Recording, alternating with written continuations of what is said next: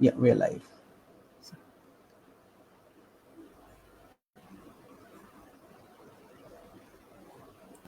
Good evening and a Okay. warm welcome to everybody.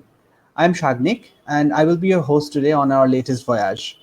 And on behalf of Voyages into the Past, or Otit Probaho, it is my distinct honor to welcome Professor Amar Farooqui with us on our latest online lecture, How Not to Write History, Some Early Writings on the Revolts of 1857 to 1880s.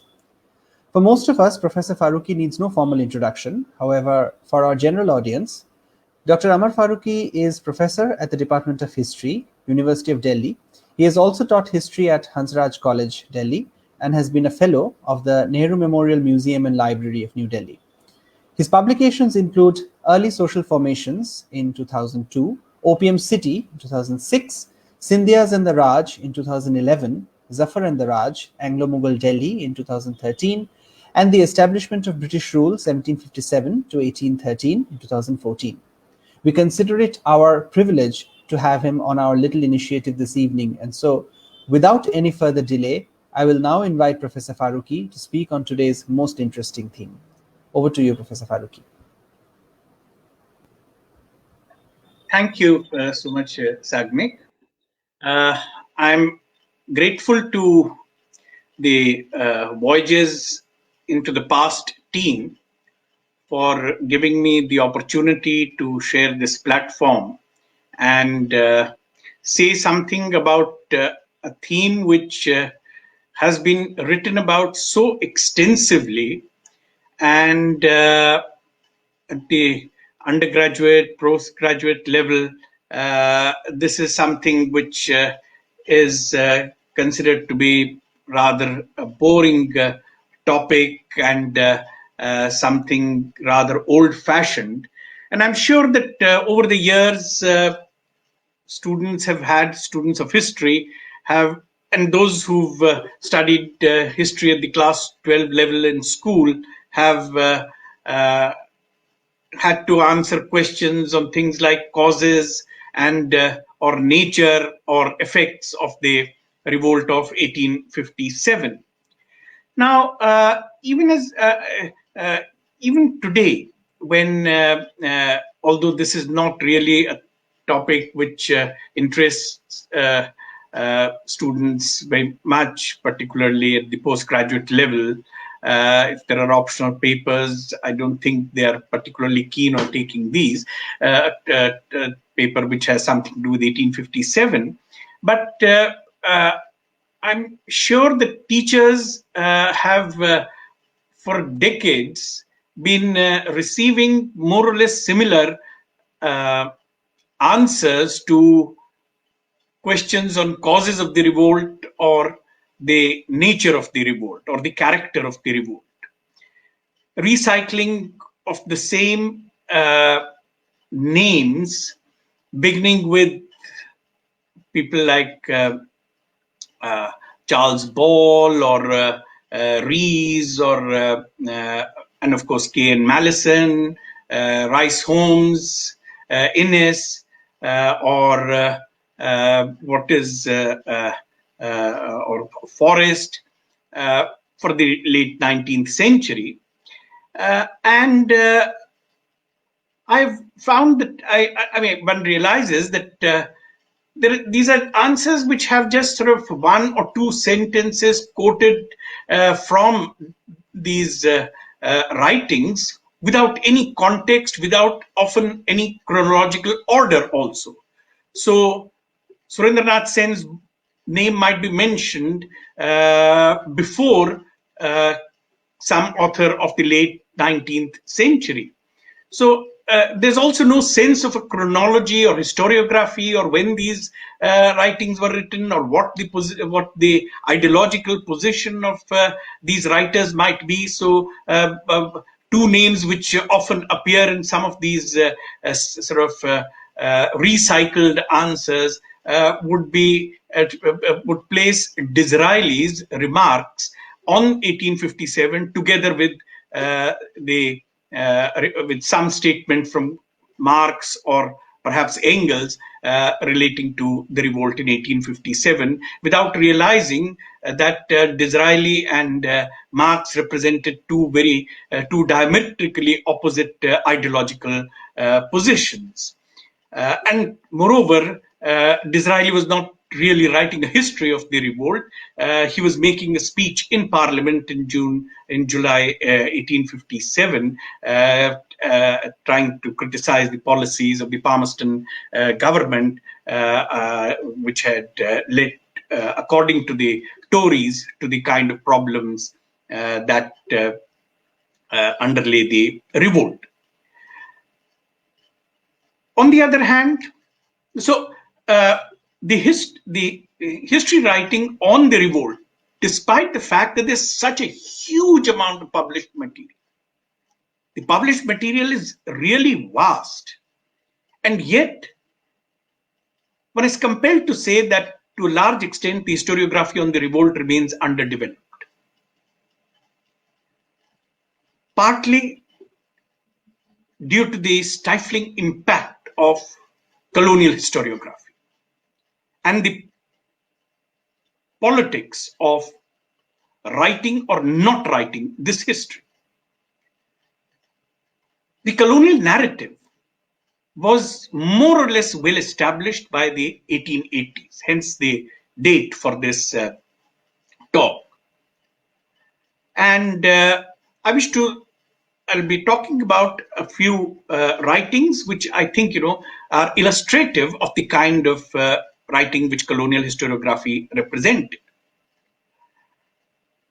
But I must also point out that it is almost a century after the revolt,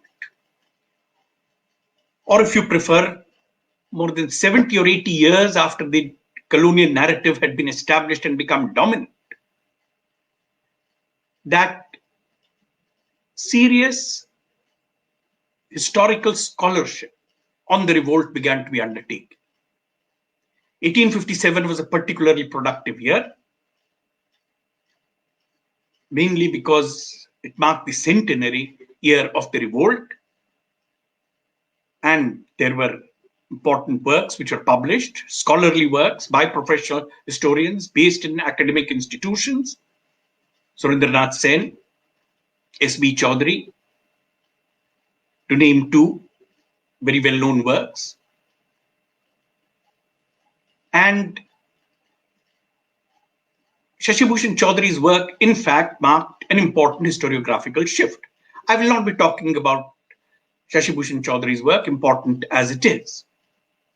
But I just want to emphasize that it took nearly a century, or almost 70 years after the colonial narrative had become dominant, for something like Shashi Bhushan Chaudhary's work on 1857 to be written. One or two other kinds of history writing related to the revolt, which written in the 60s, and another written more, another kind of work published more recently, have looked at aspects which were just taken for granted. In 1966, J.A.B. Palmer published his study of the outbreak of the mutiny at Meerut.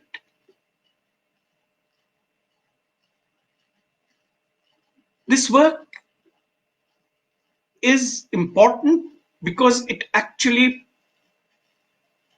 revisits the huge amount of material in the public domain relating to what happened at Meerut.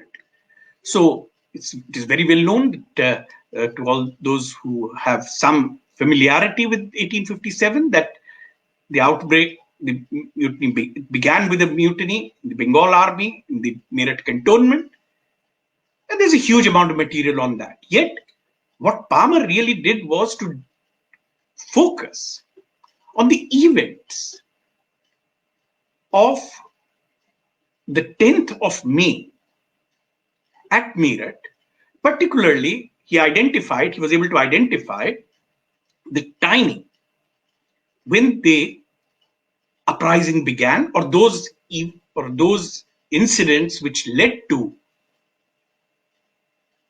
an uprising or a mutiny in the cantonment around 5 p.m. He identified 5 to 6 p.m. on the 10th of May, Sunday, just shortly before dusk. In fact, he tells us that dusk fell on that day at 7:20 p.m. So almost the critical events actually were confined to the 2 or 3 hours between between dusk and the rising of the moon a little after 9 p.m. Whether or not it was deliberate is a different question, but he tries to piece together the available evidence, and most of it is in the public domain in the sense that these are published writings, well-known published writings, trying to compare timings and see who could have been a reliable witness, given the fact that the cantonment was spread out, whether somebody actually saw something or later on reported on the basis of hearsay. It's a fascinating work, and I think Palmer, because he had some legal training, he was able to sort of do this piece of detective work, which, among other things, established very clearly that the one important question. In fact, the last chapter of this book is actually about he tries to investigate whether news about the events at Meerut could have reached Delhi or not, because the troops marched through the night between 10th and after the 10th, after they had sort of overthrown the authority of the British officials at Meerut. They marched through the night and arrived at Delhi in the early hours of Monday, 11th May. And he goes into this question of whether Delhi could have known, the authorities in Delhi, and one mystery he definitely does manage to clear, which is that the telegraph line linking Meerut with Delhi had already been cut at 4 p.m. So there's a great deal of detail which he provides on that. The point I'm trying to make is that this is the kind of history which took nearly 110 years after the revolt for somebody to get down to this kind of thing, to actually piece together the evidence to see what happened at this critical moment in Meerut. Another kind of work which I just want to make a brief reference to before I move on is the whole question of the P-53 rifle. Unfortunately, most of the writings on the revolt, particularly of the last 20, 30 years, not that there has been much writing, except perhaps around 2007 when the 150th anniversary of the revolt was commemorated, have not really taken into account a lot of the research which has been done on the P-53 rifle in recent years. The rifle was used very extensively in the American Civil War. And this has meant that there's been a lot of interest, particularly in history writing in the context of the American Civil War, on the P-53 rifle. And this research has been summarized in important in a work by Brett Gibbon, which was published only a year ago, in which he sort of looks at the various technical aspects of the cartridge, of the bullet, of the problems of the rifle, the modifications which took place. And the important thing which has been emphasized in a lot of the writings recently is that the original P-53 cartridge, bullet, the the size of the bullet, all these continued to be modified right till the end of 1853, just on the eve of the American Civil War. And by that time, some of the problems which were there, which were related to the earlier bullet, had been modified. The cartridge, the bullet, all these had been modified by the manner in which it was to be loaded had been modified by late 1859, by which time a more evolved rifle had been developed, which could then be used very effectively in the American Civil War. So, in that sense, the experience of the revolt was important for further developments, and a lot of this kind of historical research, which has been very important to understand this, the history of weaponry, has not really got reflected, and we are still stuck actually in the 1850s and 1860s about when we talk about this particular rifle, which in any narrative of the revolt is the starting point of the sequence of events which are supposed to account for the causes of the revolt. Now, this kind of understanding began to emerge from 1857 itself. And there are 2 or 3 works which I would like to discuss in a little more detail. But before that, I'll spend about 7 or 8 minutes quickly giving an outline of the chronology, so that I could link that to these writings which I would be talking about. Now, as we know, the revolt began as a mutiny at Meerut on the 10th of May.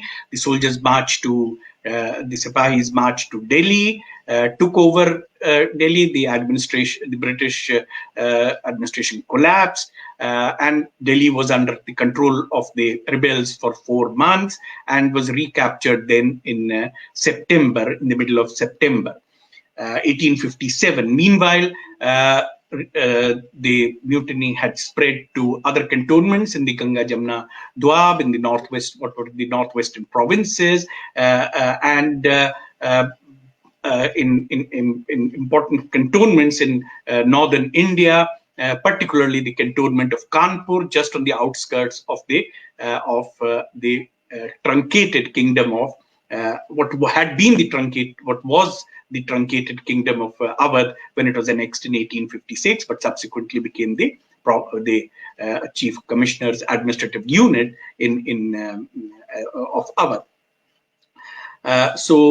First week of June, the rebels managed to take control over Kanpur, and almost around the same time, the mutiny at Jhansi, and Jhansi also came under the control of the rebels, and then subsequently in parts of Bundelkhand.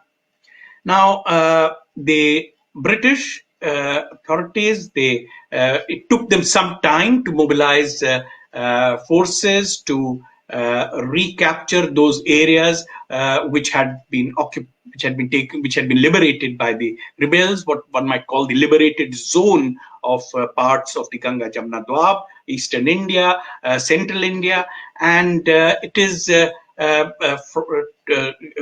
took them some weeks to mobilize sufficient number of forces. We need to remember that the British were caught unawares. The Crimean War, the very exhausting Crimean War, had just got over in 1856. In fact, many of the troops returning from the Crimean War were then sent on to India. Also, at the same time, the Second Opium War, which overlapped with the events of the revolt, so troops had to be recalled. So it took some time for them to mobilize forces. And initially, two contingents were put together, one in Punjab, the Delhi Field Force, which was to march towards Delhi and recapture Delhi. But meanwhile, the events of Kanpur and Lucknow created further problems. So by the 1st of July, Lucknow had come under the control of the rebels. So Lucknow, Kanpur, Jhansi, Delhi, These are all almost simultaneously under the control of the rebels by June of 1857. So there is this force marching from Punjab, Ambala towards Delhi, the Delhi Field Force from the north, and then along the trunk route, another force was assembled at Calcutta in towards the end of May under the notorious James Neal. James Neal had also just returned from the campaign in the Crimean War, and he was asked to put together a contingent of the Madras army, bring it to Calcutta, and this contingent was then to march along the Grand Trunk Road to Kanpur. Of course, the march commenced just as Kanpur came under the control of the rebels. So the objective changed to recapturing Kanpur. This was when, during the march along the Grand Trunk Road towards Kanpur, Neil unleashed a reign of terror with indiscriminate massacres along the route.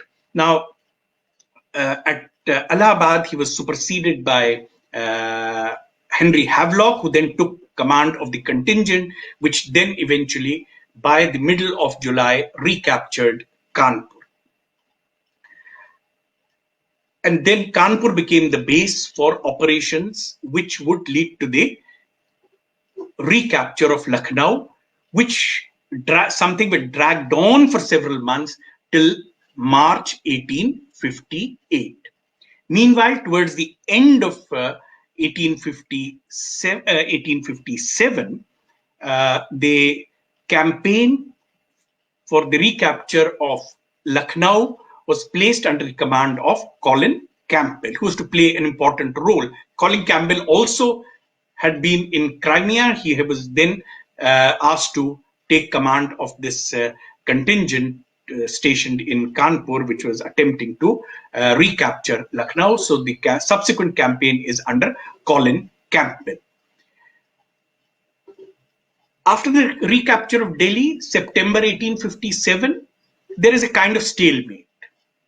And then things begin to undergo a change from the beginning of 1858. And it is during the first 5 or 6 months of 1858 that the fiercest fighting takes place between the rebels and the British forces. So there is Colin Campbell, based in Kanpur, trying to recapture Lucknow. The British recapture Lucknow, and then there are military campaigns in Awadh, in the northwestern provinces, which continue up to the monsoon season of 1858.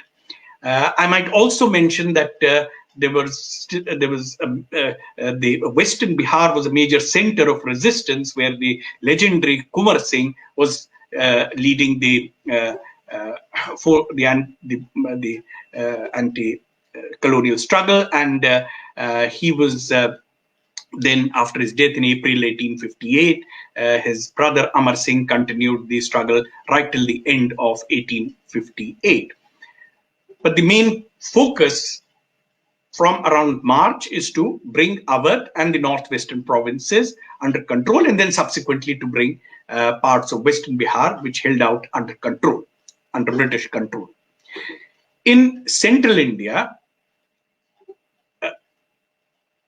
there was simultaneously, from the beginning of 1858, a major campaign with the contingents, British contingents led by General Hugh Rose, who also had been in Crimea and then was asked to take charge of the Central Indian campaign. This was the campaign which eventually led to the siege and the recapture of Jhansi, the large-scale violence and massacre at Jhansi, in the first week of April 1858, after which the rebels shifted base to Kalpi, nearby, where they were defeated by Rose's, they suffered a setback, and then they shifted their base to Gwalior, where a major campaign took place series of battles in June 1858, with the heroes leading the British forces, and Tatya Tope, Rani Lakshmi Bai, Nawab Ali Bahadur Banda, Rao Sahib being the main leaders. It is in this campaign, it is in the midst of this fighting that Rani Lakshmi Bai was killed while fighting on horseback on the 18th of June. So the June campaign in Gwalior, in fact, and the defeat of the rebels in Gwalior, that marks more or less the last major phase of the struggle against British rule. And although there were still areas where the resistance continued, Tatya Tope continued to mobilize his forces till he was betrayed and captured and executed in 1859. So this broadly is the chronology. So what is happening is against the backdrop of this chronology, and the point I wish to emphasize here when I'm discussing these writings is that at least two of the writings which I will be mentioning were already, they were published when the major campaigns were yet to be launched. So one of these, by George Mallison,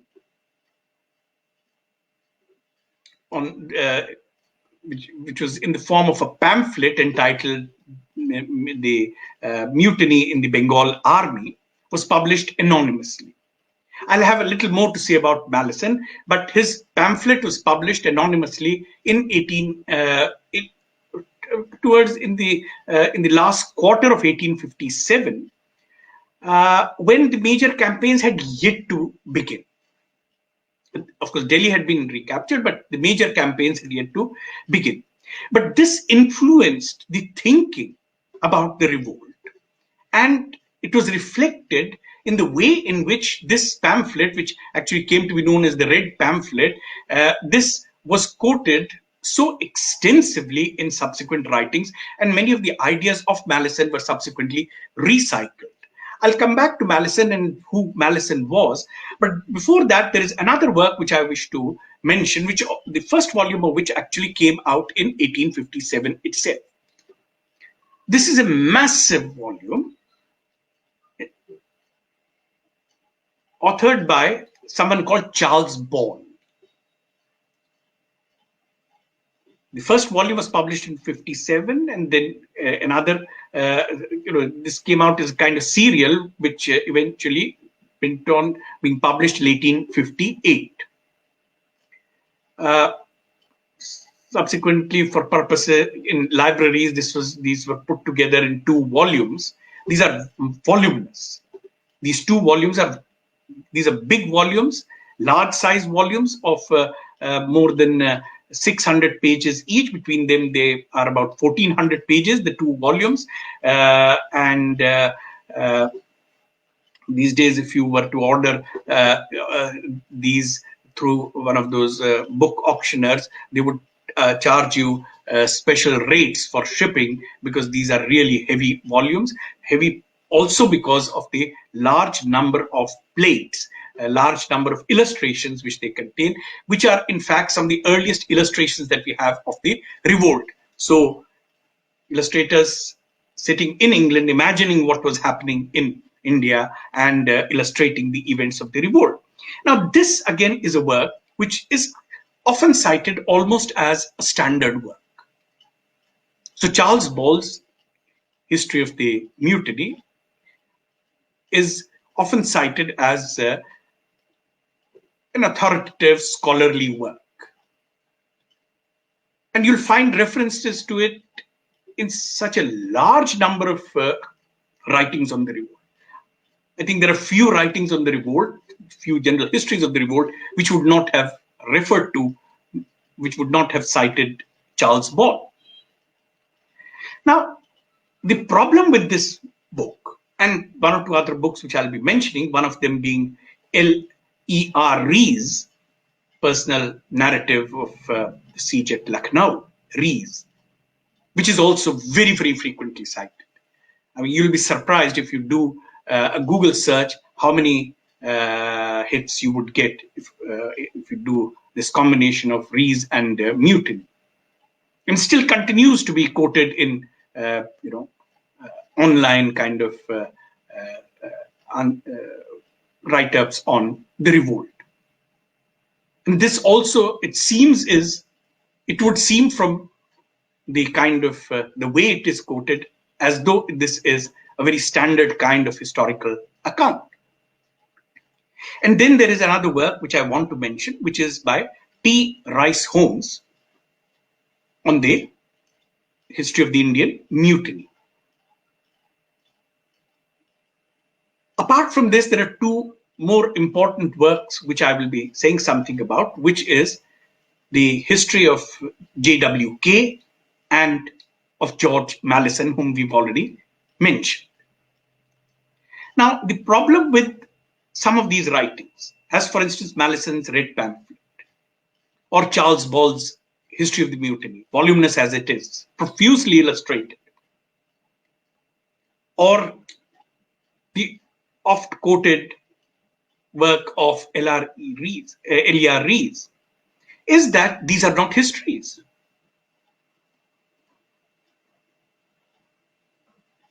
Mallison, I'll come back to Mallison, was just writing a pamphlet for circulation among officials in India and also for circulation in England to push forward a particular view of who was responsible for what had happened. Charles Ball's work is of a different kind, this voluminous work. It's no history, it's in fact a kind of compendium which was put together hurriedly. It's very difficult to read that compendium from a variety of sources which had become available in England by 1857, 1858. It begins, of course, with something with the long introductory chapter on the history of British rule in India. It's very difficult reading, actually. Small print, a lot of print compressed into one page, and not a particularly interesting style. And a lot of information which was already in the public domain in England, parliamentary reports, newspaper articles, letters written by officials from India. All these were made use of, put together, and one suspects that it is not a single author work at all. Obviously, there were several people who were working to put together this material because there was a demand, there was market for this kind of work, along with all these illustrations, which were appearing in other journals also in England at this time. So a lot of this was put together almost as a compendium, huge compendium, which sort of goes from campaign to campaign, sector to sector, giving a chronology of what's happening. But most of this is really the official account, whatever information the British government chose to share with the public is what found its way in this kind of work. It's no history. But it did establish this and reinforce the kind of narrative which was being constructed at this time, 57, 58, even before the revolt had ended. The volumes are actually out even before the revolt had ended, or rather had been suppressed. The final campaigns really took place in early 1859. So the 2 volumes are already there. There's no sense of reflecting on what happened in the revolt. There's no critical engagement with the sources. And yet, this has become authoritative. Again, any scholar would envy the number of citations. We're so fond of sort of talking in terms of citations. The citations of Charles Ball are immense. And what is presented is a lot of it is completely undigested information, unconnected. Very few sources are cited. In fact, no sources are cited at all. And then let me mention this small book by Elia Rees, who's supposed to be another historian of the revolt. When he was, in fact, a merchant based in Lucknow, had connections with Kanpur, Calcutta, was connected also with Lama Martiniere, and he happened to be among those who were trapped in Lucknow when the residency was besieged by the rebels and the city came under the control of the Sipahis. And he wrote an account, which is a valuable primary source, of course. It's a valid primary source, a useful primary source, in fact.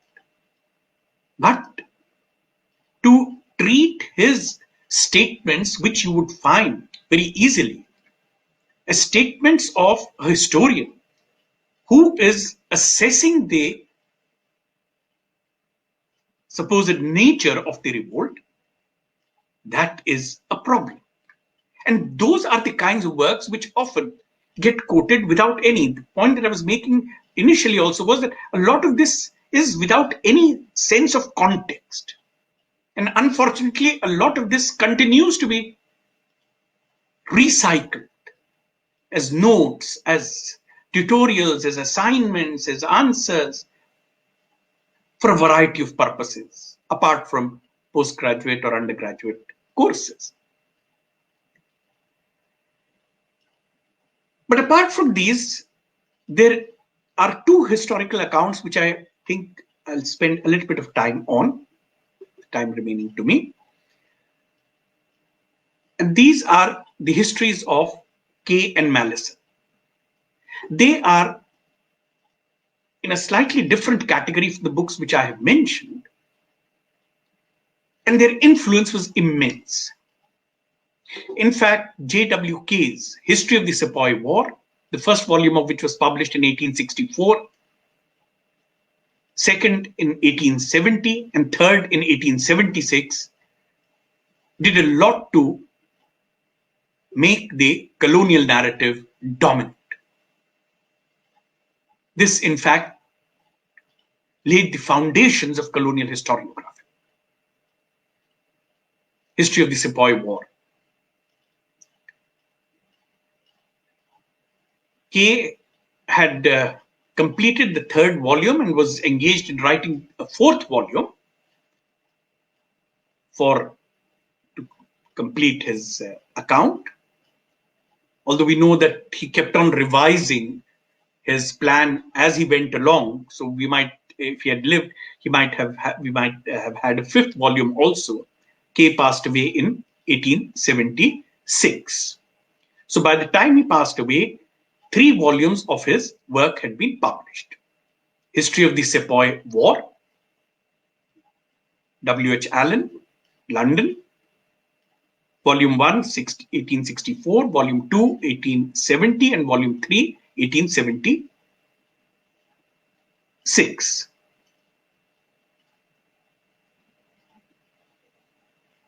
Yes, 1870, same year as he passed away. Now, the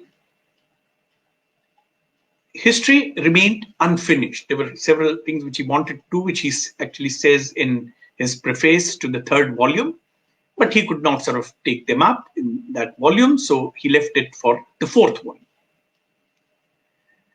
Following his death, George Mallison, whom we've already mentioned, he continued the history of K. And that his history was a continuation was made clear from the subtitle of his work. The title of his work is History of the Indian Mutiny, the first volume of which was published in 1878. He then went on to publish 2 more volumes.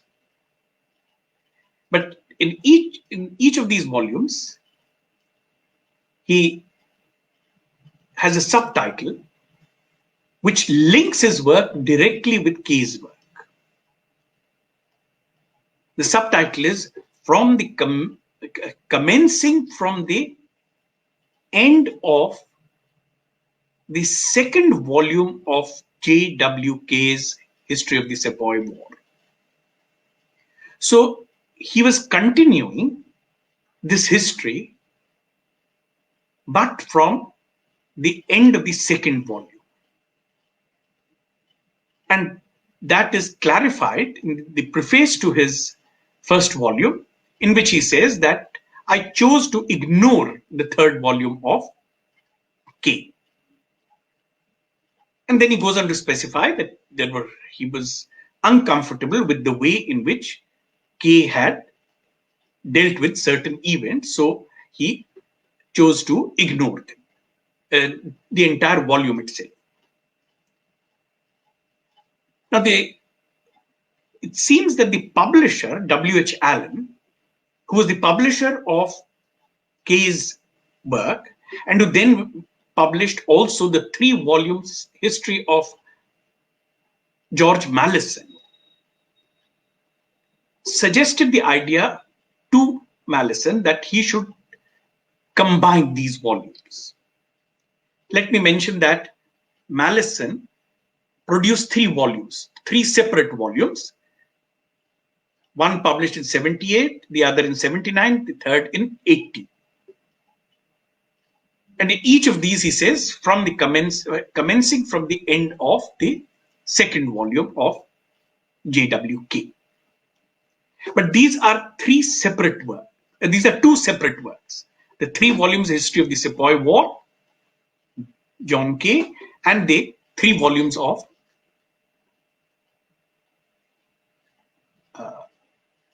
Mallison, which then the publisher seems to have suggested to Mallison that he should edit all these volumes, particularly K's volumes, in a way that these can be a combined set. And eventually, this was published as a combined set, which became the standard history of the revolt, standard authorized history of the revolt. One could say K's and Mallison's History of the Indian Mutiny in 5, there 2 volumes of K, 3 of Mallison, and a combined index of Frederick Pincourt. This would be the complete set. Now, before I come to how significant this became, let me say something about K's outlook, which provided the model for most of the writing on the revolt. K's first volume begins with a long discussion on British policies, particularly from the 1840s onwards. East India Company's rule, East India Company's policies from 1840s, and then goes into great detail on the policies, particularly of Lord Dalhousie, and then the early period of the first year of Canning's Governor Generalship. The first volume is entirely about this. The actual events of the revolt, he begins discussing only in the second volume. So the first 600 pages are entirely about this. And then but the way he is going to present the revolt is already apparent from the first volume. this long excursus on the revolt, about how British policies, the problems, how they were perceived by Indians. And the main thrust of his argument is that British rule was good for India. I'm just sort of oversimplifying. It's not it's a far more complex work. But that's the thrust of the argument, that British rule was good for India. The East India Company's rule had put India on the path of progress. And this had disturbed many of the forces of darkness, as he says in one or two places. And they then began to mobilize and spread discontent, which is what then eventually led to the revolt. This is a very familiar kind of argument, nothing particularly sort of original about this. But then he goes on to say, and in the subsequent 2 volumes of his, the way he presents the revolt, it is a story of the courage, the bravery, the spirit of sacrifice of the British. In fact, in the preface to his first volume, he says, the English character produced those circumstances which led to the revolt. And it was this character which eventually saved India. So here were British heroes who were, through a spirit of self-sacrifice, heroism, enormous courage, valor, they fought against the forces of darkness to ensure that India remained on the path of progress. So the history is then a history of these heroes. In fact, as Professor Shahid Amin in one of his articles states, that his history is a history of the suppression of the revolt rather than a history of the revolt. So it's not a history of the uprising. It's a history of the suppression of the uprising. How the British fought bravely, courageously, revealing in the process the English character, and thus saving India from the forces of backwardness, of superstition, of obscurantism, of darkness. Now, this is what became the model for most of the history writing in the colonial mode. These are histories which are essentially histories of the suppression of the revolt. And that is something which links Kay and Mallison, although their perspectives are very different, their sources are very different. Interestingly, Mallison refers to, in the preface to his in the first volume of his work, History of the Indian Mutiny, he says that these are views I formed nearly 22 years ago about who was responsible for the revolt. What he's referring to is what he said in his little pamphlet published in 1857. And there's very little reason for me to revise those views. Some of those views don't correspond to the understanding which Kay had. Therefore, I've chosen to do away with this third volume and proceed with the story in my own way. Now, Mallison seems to have had a good understanding, that's what he claims, of the revolt already in 1857. The point is that in 1857, Mallison was just a middle-level clerk in the military audit department stationed in Calcutta. And what he was really retailing was office gossip. He didn't really have access. He was just a lieutenant at that time. In fact, he became captain only in 1861. His rank was just that of just the junior most rank in the army, and an office job, a desk job, and could not really have had access to the kind of information which he claimed to have.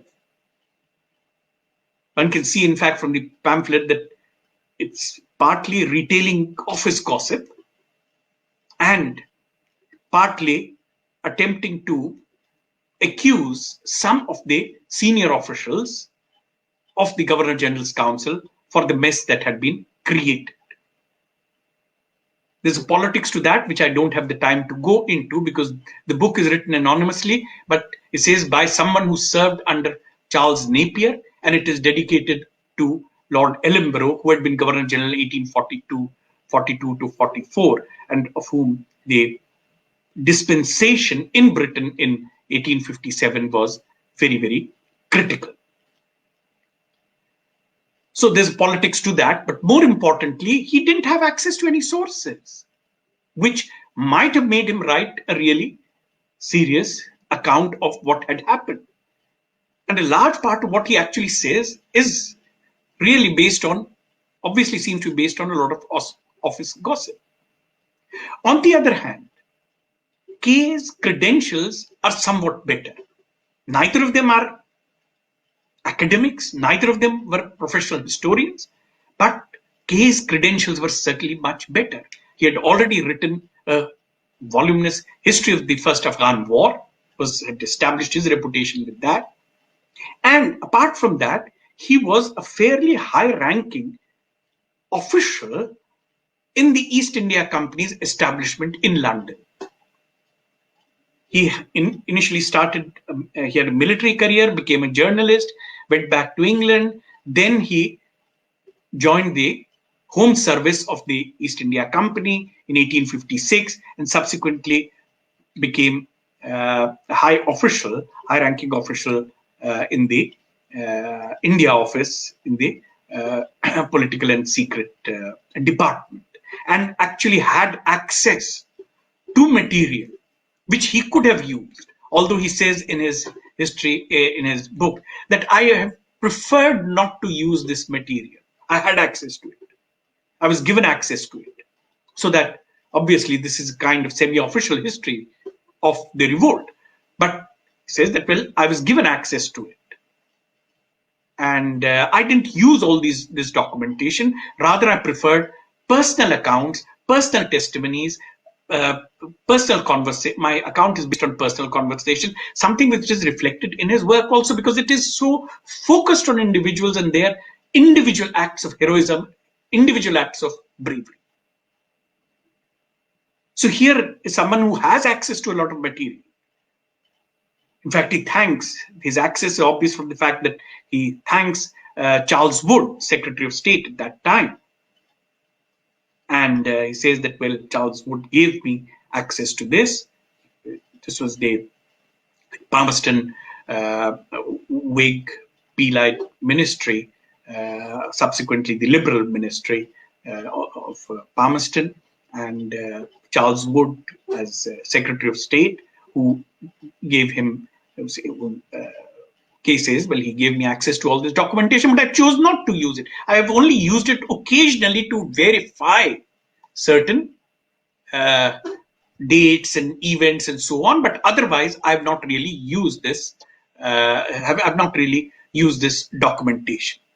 So again, you have a history which is based more on personal conversations, oral testimonies, personal sort of networks, which obviously Kay had, and it is their story that he's narrating. It's a valuable account, but has to be read in that way, but it need not the kind of history one would expect of a professional academic historian. Therefore, to treat it as such creates its own problems. Malleson, who obviously made use of K's reputation, though again politically he was much more reactionary. He was sort of in terms of political sympathies, he was Tory, whereas K seems to have been closer to the Whig and establishment, but that's why there are some issues on which the differences are reflected in the way he approaches the revolt, the utter lack of sympathy for victims of colonial violence in India. Occasionally, you would find that K, as in the case of James Neal, is critical, but you have this sort of complete lack of sympathy for victims of colonial violence in Mallison's work. But more significantly, I have a couple of minutes left with me, so let me just sort of also mention this. One of the reasons which why Mallison was uncomfortable with K's third volume. K's third volume actually devotes a lot of space to the events in Awadh, which is preceded by a discussion on the discontent in Awadh following the annexation of Awadh in 1856. So he's talking about things that happened between 1856 and 1857, Dalhousie's policy, and the post-annexation policies that were pursued in this period of transition, because this is a period of transition also, because Dalhousie's tenure came to an end 56, and then Canning was appointed Governor General. So this is a period of transition. So he is critical, particularly of Dalhousie. K is particularly critical of Dalhousie, but not just Dalhousie, the officials on the spot. So the officials who were appointed to handle this post-annexation situation in Awadh, they messed up things. They showed little lack of understanding about Awadh, about how things worked, about the relationships between, Rudrangshu Mukherjee's very, very important work on Awadh Revolt, which actually brought out that relationship between the Talukdars and the peasants, and which became the basis of the alliance of the Talukdars and the peasants in the revolt, making the resistance in Awadh so formidable. So looking at Awadh and post-annexation policies just pursued just in the weeks preceding the revolt, K was very critical and went into great detail about what was happening in Awadh. Mallison, in his chapter on Awadh, he doesn't get into too much of this detail. He makes a few statements about how there was disaffection, the old proprietors, the Talukdars were disaffected, and so on. But it's in a very generalized kind of way. Whereas there's a great amount of detail in what K was saying, in K's narrative about this disaffection, discontent. In Mallison, there's a generalized kind of discussion about this, and then he suddenly moves on to the greased cartridge issue. So how did that create a problem? So ultimately, it's not the shifts focus very quickly from disaffection to the greased cartridge, which remains central to the narrative in a large number of historical writings and the kind of standard textbook accounts that we have of what happened during the revolt. Now, but nevertheless, these two works, despite their different perspectives, different approaches, again, Mallison's work, despite it being a voluminous work, you would really find it difficult to find specific references to sources from where he's obtained. So there might be long letter that is quoted, the name of the writer might be mentioned, but you don't know where it is located. This is not how professional history is done. So it's not really a historical work in the tradition of the scholarship of the discipline. But the two works got linked, and I think the publisher had a role, an important role to play in that also. And from 1890 onwards, these two separate works, they were generally issued as the single work, Kay's and Mallison's History of the Indian Mutiny, a work which actually bears the imprint of Mallison rather than of Kay, because Kay was already dead by this time. And in a sense, Mallison appropriated the reputation also of Kay as a historian of the East India Company, of military historian, and so on. So, but this work was to remain extremely influential. Almost every library in an academic institution, offices, would have this 6-set volume, and this was the book that one would go to if anything about the revolt needed to be checked, or information was required on some aspect of the revolt. And that is what this work is ultimately would be. Most readers would not really go from volume 1 to volume 5 and then look at the as a connected narrative. However, there was space, and I'll be concluding almost with this, that there was space for a work which presented this story to the interested reader in a more manageable way. And in 1883, T. Rice Holmes published his History of the Mutiny. It's a single volume work which dispenses with a lot of detail. Also is a work of synthesis, because by 1880s a lot of material had already become available. So he made use of that very intelligently. Rice Holmes was actually a school teacher whose grounding was in the classics, and this was the first book that he actually published. And it's written in a sort of popular style.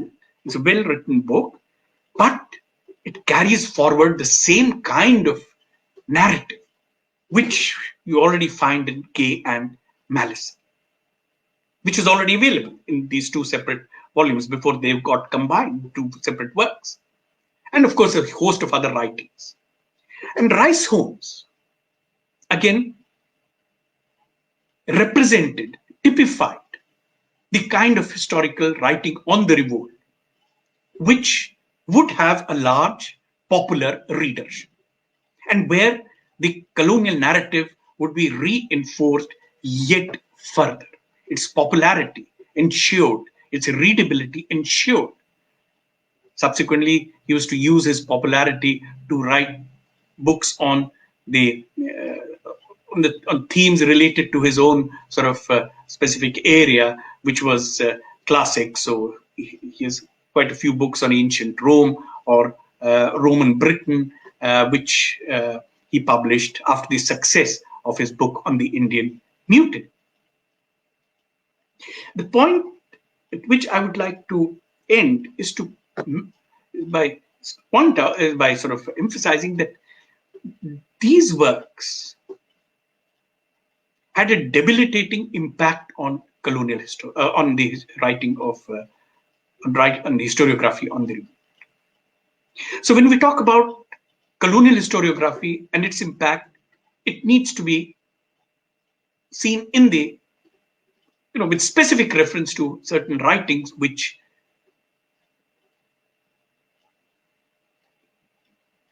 made this narrative the dominant narrative. We should also bear in mind that given the reign of terror which the colonial state unleashed as it went about suppressing the revolt, and the environment of fear in the decades following the revolt, it was impossible to challenge, virtually impossible to challenge this dominant narrative. It is therefore not surprising that in the latter half of in the last 4 decades of the 19th century, you have no writings which attempt to seriously engage with this kind of writing on the revolt or attempt to challenge it. It was only against the backdrop of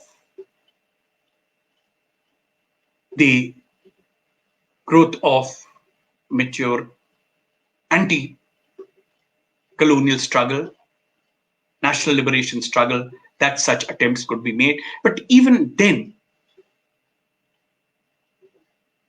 historical research has its own momentum also. And it's not till the 1950s that you have some works which represented a historiographical shift. I've already mentioned Shashi Bhushan Chaudhary's work, and then the writings of the 70s, 80s, and early 90s, particularly Rudrangshu Mukherjee's book on Awadh, which I've already mentioned, his 2 important articles on the Kanpur massacres, Tapti Roy's work on Bundelkhand, before these, preceding these, Eric Stokes' work, although it was published a little later. And 2007 was a year when there was some sort of revival of interest in 1857, 150th anniversary of the revolt. But I think that moment has been short-lived, and it has not really been possible to sustain the momentum on studying the revolt, or regarding the revolt as a serious sort of topic of historical research. Thank you.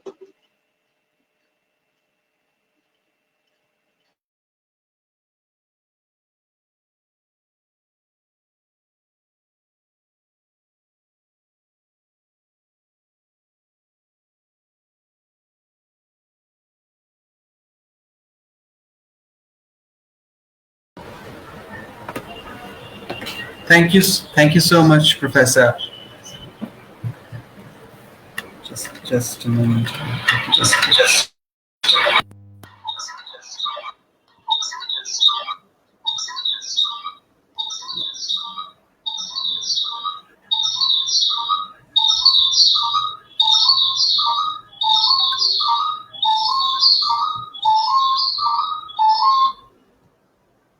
Yes, I'm sorry for the bit of a technical glitch. Thank you very much, Professor, for this fascinating lecture. I hope I'm audible. We have a few questions from our members of our audience. I will put them on the screen for you, and I'll also read up the question, and then maybe you can provide your answers.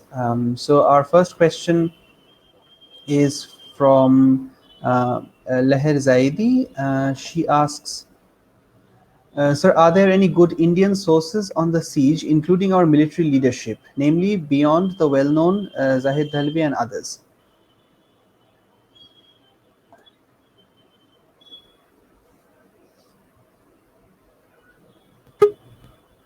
Okay. Actually, would you like me to take up the questions one by one? Yes, we can do that, or I can put all the questions together. I can mention. Yes. Now there are, the sources. Since you're mentioning Zahir Dehlvi, I assume that you are particularly referring to the events at Delhi. Now, the archive on Delhi is actually vast, and there are, of course, and a large proportion of it still remains unutilized. There is the series called the Mutiny Papers, which is at the National Archives. There are surviving copies of newspapers. From that period, particularly the Revolt, and there are also a number of memoirs. So it is not as though there are no sources. There is the Mutiny Papers contain what might be called the papers relating to the functioning of the Court of Administration, which was the main organ of governance of the Sipahi regime in Delhi. So so the sources are extensive for Delhi, also for other places. So sources is not the problem. But I must also over here caution you that despite the attempt to search for what we might call alternative sources, the we do need to the archive of the colonial state on the revolt itself is extensive, and that archive has not really been tapped into the way in which it ought to.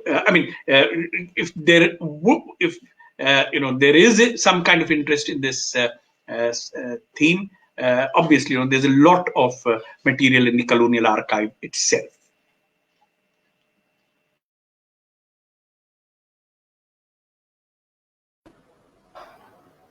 Yes, sir.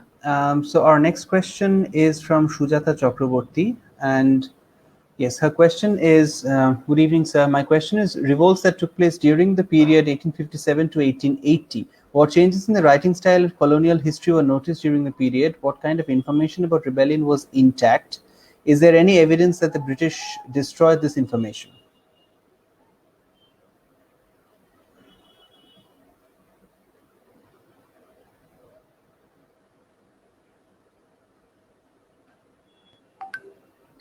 Yeah. No. I see this actually as three separate questions, really. And what I'll do is I'll just sort of point out to you, I'll just sort of, rather than trying to take all three of them, I'll just make one or two comments in the light of your observations. One is that yes, of course, post 1857-58, it is not as though resistance to colonial rule came to an end. In fact, the ways in which colonial resistance was resistance to the colonial state, its policies, was articulated in different ways. It was expressed in different ways, but also there were there were violent uprisings. There was resistance, which in a sense, which took forward some of the struggles of 1857 in various parts of the subcontinent. So the story of resistance doesn't end with 1857, 1858, 1859, as we know. But the other thing which you want, and it was this resistance which also eventually evolved into another phase of the anti-colonial struggle from the 1880s, 1890s onwards.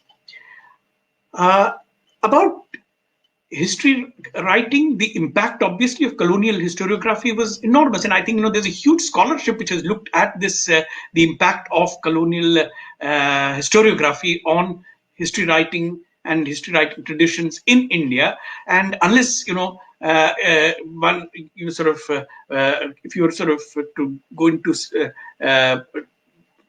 the specifics of some of this history writing, then perhaps I could give you examples. But if it's related specifically to 1857, which is I think your third observation, let me just say that 1850, the experience of 1857 made things very, very difficult for those who were keen to articulate a different kind of understanding. It is not as though sources were not available. And let me just cite the example of one such source and the history of that source. I'm referring over here to a memoir which is quite a well-known memoir now, which has been published under the title of Majha Prabhas, My Travels, written by Vishnu Bhatt, who was a priest who traveled from the Konkan region. He was traveling to Mathura, got trapped in the events of the revolt, and then his journey itself got deflected, but he eventually managed to return home by 1858. And subsequently, obviously, he would have narrated his experiences to family, to friends, acquaintances. And in the 1880s, he was encouraged to, or he himself decided to put down these experiences about what he had experienced during the revolt in the form of a memoir. Now, that memoir remained in what one might call underground circulation within a private, intimate circle. And it is only in 1907, 4 years after his death, that someone connected with his family decided to publish it, and that's when it first came into the public domain. The point is that even in 1880s, Vishnu Bhatt was careful that this should not circulate beyond a limited circle. And even after that, it took another few decades for it to be published. Therefore, the fear of how the colonial state would view, there's nothing particularly subversive about that text, incidentally, let me tell you that also, except the fact that he happened to be an eyewitness to what happened at Jhansi. And he stayed at Jhansi during the incidents of the revolt, the siege by Hugh Rose, the capture, the massacre. He describes all that in vivid detail. But then these were details which are quite well known. There was nothing sort of particularly subversive about that text. In fact, for many of the other parts of the subcontinent, he actually repeats stories in a way which he would have been, these would be the way in which you would find them in colonial narratives. So he was not writing an alternative history. It's a useful account because we get a view from the inside in Jhansi. So, in that sense, that's one of the ways in which this text can be seen. But the way in which it's being written down very reluctantly after a long gap and then not being published, and one could cite a few other texts of a similar kind, which where there were texts which might have remained for circulation within a very intimate circle. So this is so there would have been such writings which kept the memories of what happened in 1857 alive. There would also have been these sort of memories shared in a private, intimate circle. The well-known sort of educationist Munshi Zakaullah, about whom C.F. Andrews wrote a memoir, Delhi. Zakaullah was associated with Delhi College and the experiment in translating texts into Urdu, on mathematics, on subjects related to science. So he continued with that project even after 1857. So Munshi Zakaullah's in this memoir of Munshi Zakaullah, which C.F. Andrews wrote, he says that Munshi Zakaullah had lived through that the years of the revolt. That story is sort of quite well known, but he says that he had a horror of speaking about those days. He never mentioned it. So this was also a way of forgetting the trauma of what happened. But nevertheless, there must have been that intimate circle in which a lot of these memories would have been shared. But putting it down on paper was something that one had to consider seriously the consequences of doing something. Thank you, sir, for that. And it's always interesting to learn about not only the sources but also the history of the sources and who thought of putting it to paper and where and what was the publisher's influence on that. So, yeah, we have another question from Jyotirmaya Khatri. He says, Professor Farooqui, thanks for a detailed analysis of the British perspective. Were there different perspectives to the 1857 mutiny of the East India Company officials and that of the Crown government? Thank you. That's a valuable question. Yes, I think we have to be careful in going in the sort of opposite direction and homogenizing the perspective which colonial officials, policymakers, officials posted in India, East India Company officials had about what happened during the revolt. They're very different perspectives. I mean, even if you were to pick up George Mallison and Kay, you would see very different perspectives. But there were also critics of government policy in England who viewed these issues through the lens of their political affiliations. It should be remembered that in the years preceding the revolt, the Whigs had been in power for long spells of time. And during and after the revolt, the Tories saw this as an opportunity to criticize the Whigs for their policies. As a matter of fact, the Prime Minister at the time of the revolt, Lord Palmerston, was heading a coalition ministry of the Whigs and the Peelites. He initially was very reluctant actually to share information, to play down what had happened or what was happening. Of course, news filtered through to reach Britain very slowly. But once it started accumulating, it became difficult to avoid a discussion. That's why Disraeli put pressure on the government to have an official discussion in Parliament.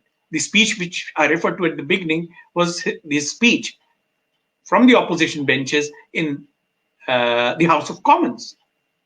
So, of course, Disraeli was still to make a name for himself, but he used this.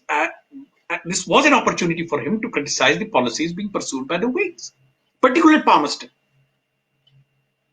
So there were differences of opinion, sharp differences. In fact, differences surfaced in March 1858, leading almost to the fall of the minority ministry of Derby.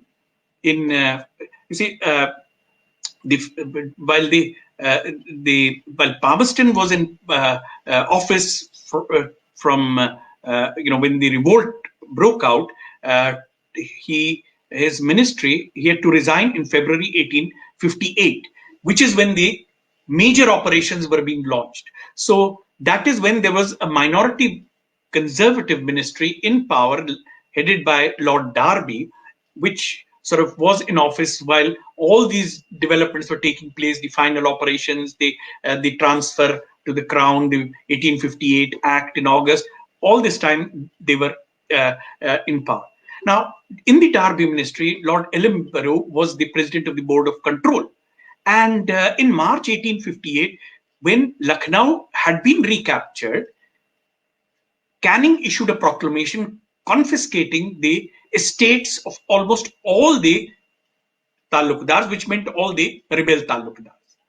That led to a crisis, in the sense that led to a political crisis in England, because there was a view that what Canning has done is wrong, and Ellenborough was strongly opposed to his policy, and he, in fact, wrote a letter which was leaked to the press, which brought the Derby ministry to the brink of its resignation.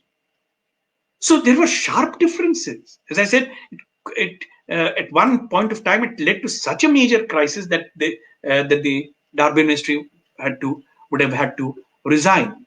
So this one should bear in mind, and these different views are reflected in the different nuances that you have in the writings of the revolt. So there would be those who see this as a military mutiny exclusively. Those who would say, well, there are some genuine grievances. There were those who were saying that, well, this is a policy, that the policies of attempting to interfere too much in social issues, that has led to the problem. There were those who would say, no, this is a problem just confined to the army. It has nothing to do with ordinary people. They've just been sort of misled by a few mischievous elements. That was the kind of way in which it would be put. So there are these different nuances and different ways in which these writings, these understandings also emerge, and they're reflected also in a lot of the writings, which I must insist are not really. They don't represent. I mean, most of these writings don't really represent historical scholarship. Thank you so much, sir. We have a question from, I think, yes, from Anirban, and he writes, I can't put it up on the screen actually, but he writes, some literature about the Great Revolt portrayed Mangal Pandey as the first martyr of 1857. What's your view on this, and is it true, or was he just an accidental hero? Now, there's been a lot of writing about Mangal Pandey. He remains very important in the historical scholarship also, because he was a key figure in the first major event which took place, first major sort of event of resistance, one could say, which occurred prior to the events at Meerut.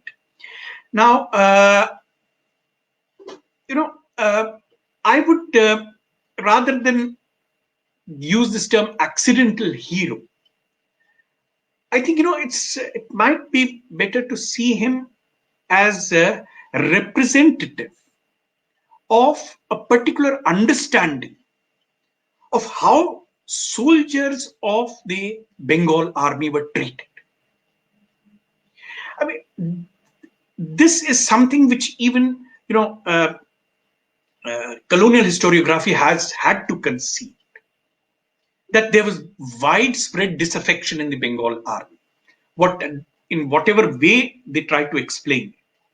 Now, we know, there has been more serious writing, particularly from the 50s, 60s onwards, which has explored this issue, and we know that the ordinary Sipahi, this was someone who was the kind of treatment, the daily experience of racial discrimination, racial abuse, the sort of lack of avenues of promotion, the long years that they had to spend in the field. In fact, the Bengal army had been in the field almost uninterruptedly since the late 1830s, till the eve of the revolt itself, 1852, the Second Burma War. So, I mean, all this resulted in these accumulated grievances. And here was somebody who had, for whatever, I mean, we can never get into personal motives. For the historian, one of the most difficult things to do is to identify an individual. Sometimes we don't even know why we are doing something, what to speak of, others or historical, people in a historical context. So I think, what his motive is a different matter. But it is important to bear in mind that he represented, however he articulated it, he represented the much harassed, discriminated, ordinary Sipahi of the Bengal army. I think, again, since this, what happened in that episode, and some of the episode then later on also, also the Barakpur, Behrampur, the at Meerut also, Ambala, all these incidents that occurred about the not accepting the refusal to participate in the drill related to this new weapon. This was, of course, a reflection of a particular perception about what this kind of new weapon was. But we should also bear in mind, please, all these incidents take place at the time of the drill. And what is the drill about? It's a drill about using an entirely new weapon, new technology. It's, here are soldiers who've been fighting with a particular kind of weapon, are comfortable with that, are being made to switch over to something new. Now, this in a situation where already service conditions are adverse, to then put in an effort to learn a new skill. The skill, actually, the drill was a different drill altogether. The way in which the rifle is to be loaded, the way in which the cartridge has to be sort of torn open, all this required a different procedure. On the field, this is a matter of life and death. It's a matter of seconds. If you are using a weapon which you are not accustomed to, can be a matter of life and death. And therefore, there is also this reluctance to accept that weapon, to practice with that new weapon. So they were also articulating their opposition to the deteriorating service conditions and the way in which they were being asked now to put in an effort to learn something new. So I think all this put together is something that someone like Mangal Pandey represents. So that's why this I'm a little reluctant about this accidental hero kind of understanding. Okay? Thank you, sir. If you can spare a minute or so, I had a personal question, more based on the general context with which you started, and also mentioned in brief, is the sort of the pedagogical overtones that you mentioned. Is that our students of undergrads and postgrad classes have been quoting and repeating and quoting from books which mention these quotations, the small quotations of putting Marx and Disraeli together in the same sentence and stuff. So I couldn't help but also think of a lot of publication that is coming up recently, especially with the current dispensation that is prone to doing it, maybe even in other contexts. I would really like to know your comment on that, and if you would, if you know of any short-term, easy, or maybe even a difficult solution to that problem of students like us quoting without context sometimes, and then publications of less repute doing the same. Now, Sagnik, that's a question which requires a more detailed kind of understanding of where the discipline of history is headed. Yes, sir. And I think that is something that we are all concerned about. The way in which history is, as a discipline itself, is sought to be undermined. Its techniques, its the way in which its very long tradition of scholarship associated with the discipline, how that is sought to be undermined. And I think there is really no shortcut. What is important is to be to take pride in this discipline. It's very important. I mean, history, like other disciplines, has its own professional technique. That is what we learn in in a university, in a college, in a school. Those are the things we learn Of as a course. researcher. And I think, it's important that we don't, we should be careful about conceding that space. I mean, people without that equipment, you can't really have that history. You can't have the discipline. So Yes, sir. I think, we need to be very careful about, our own training and take pride in that training, and not Yes, sir. concede that, this is just something that uh, anyone can do. Of Yes, sir. course, history is something which interests uh, very, wide spectrum of those who are interested in knowing what, what's going on in the world, what has happened, and so on. But everyone can't do history. And that is actually what I was trying to do, to point out that, well, there are these writings, but then there is also the discipline of history, which brings this 18th period that we are talking about, 1850s, 1860s, 1870s. It's not as though Britain does not have, England does not have a tradition of sound historical scholars. But that sound historical scholarship is not available, not put into the service of doing research. It's also about of the revolt. It's also about Yes. institutions. Will institutions promote this history? Will they allow this research? Will Yes, sir. somebody who's doing this research, get the necessary resources for it? And if he or she were to write something, will it get published? Which is another world you have to engage with.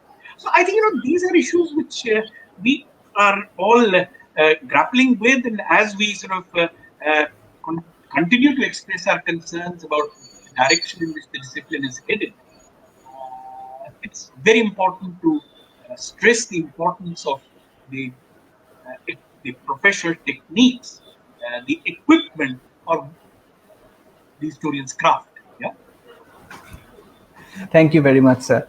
We have no further questions, so I think we can bring our event to an end. I would like to thank profusely Professor Amar Farooqui for taking this time out of his extremely busy schedule and honoring our little initiative with his presence and his fascinating lecture. I would also like to thank all our viewers for their brilliant questions and for coming and attending our lecture and taking this time of your lives. And with that, I would bid adieu, and we'll again meet in another online lecture of Verges into the Past or Otith Prabaho. Thank you so much.